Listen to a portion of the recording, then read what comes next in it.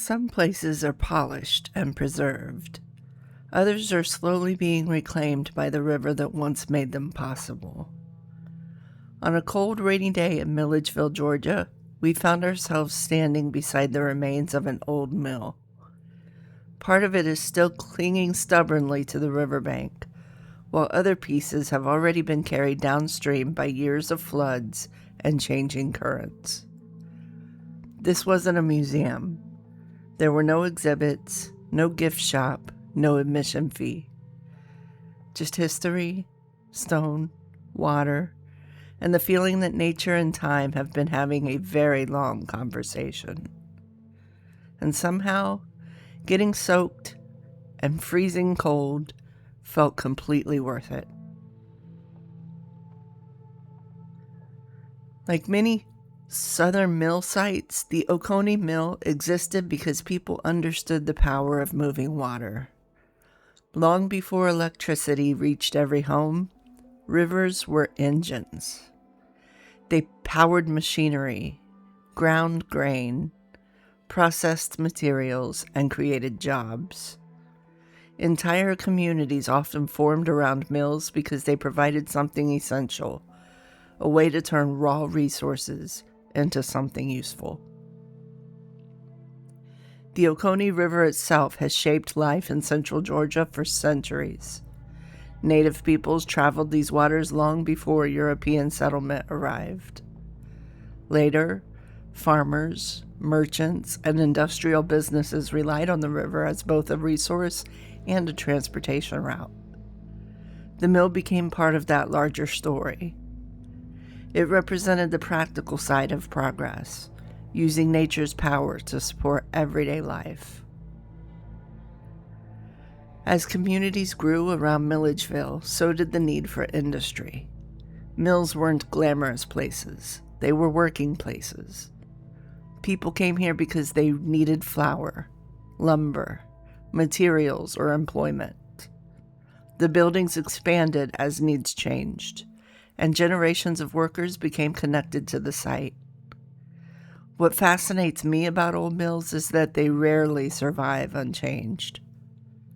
Unlike mansions or churches, industrial buildings were expected to work. When something broke, it was repaired.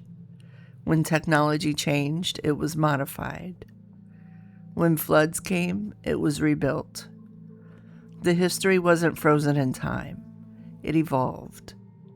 And eventually, like many mills across the South, the river that helped create it also helped dismantle it.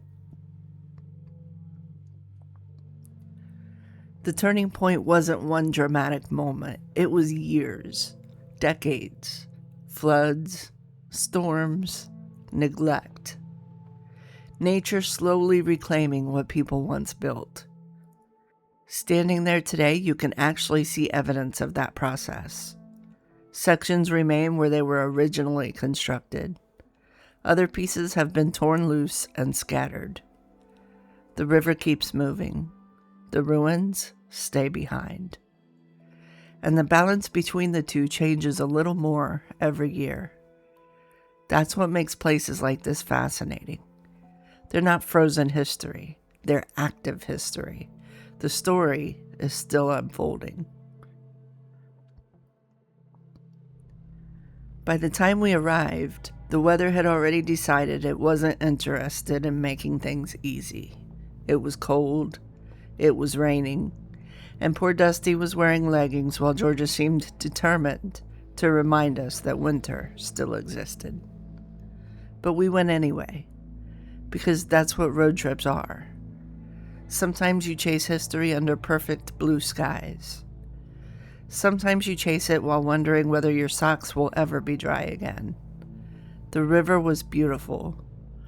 Gray skies reflected off the water while the current moved steadily past the ruins.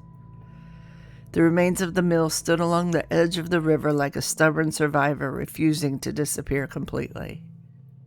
Some sections looked solid. Others looked fragile. You could immediately tell that pieces had broken away over time. The riverbank told part of the story. The scattered remains told the rest. There was something peaceful about it despite the weather. No crowds, no traffic noise, just water moving through the landscape and old stone holding on as best it could. We spent time exploring, taking photographs, looking at details, and trying to imagine what this place must have looked like when it was operating. What did it sound like? What did workers hear every day?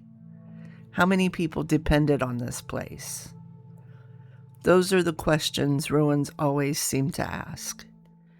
And while we were there, we collected a few small pieces connected to the site and some beautiful river rocks to bring home as reminders of the stop.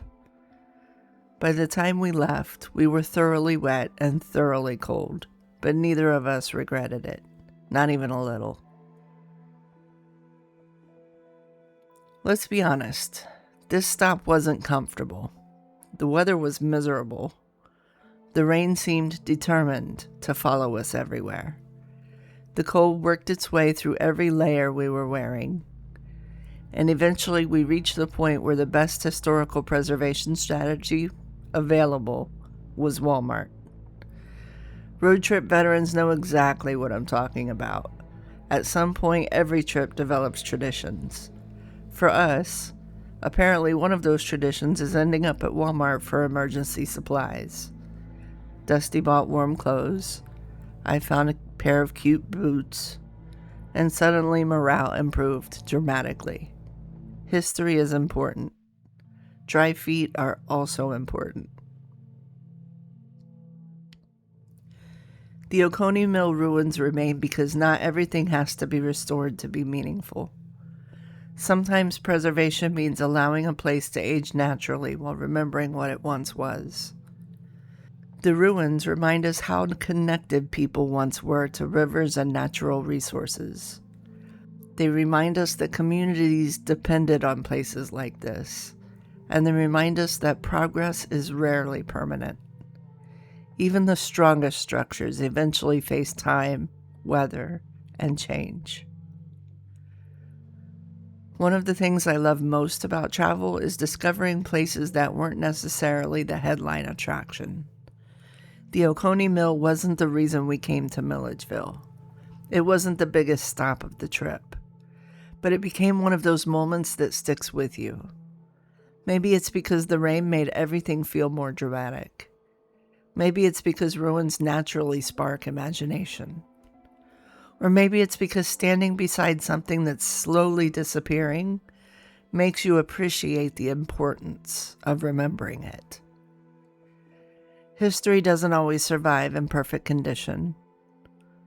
Sometimes it survives as fragments.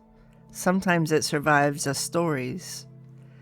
And sometimes it survives because somebody stopped, got soaked in the rain, and took the time to notice it. If you've ever explored an old mill, a forgotten ruin, or one of those unexpected roadside discoveries that turned out to be memorable, let us know in the comments. And if you enjoy uncovering hidden history, forgotten places, and the stories that still linger there, we'd love to have you travel along with us. When we first arrived, all we saw was rain, cold weather, and a crumbling structure beside a river. But by the time we left, we saw something else. We saw a reminder that history isn't always preserved behind glass. Sometimes it's standing quietly beside a river, weathered by time, waiting for someone to stop and listen. And on this cold Georgia afternoon, that's exactly what we did.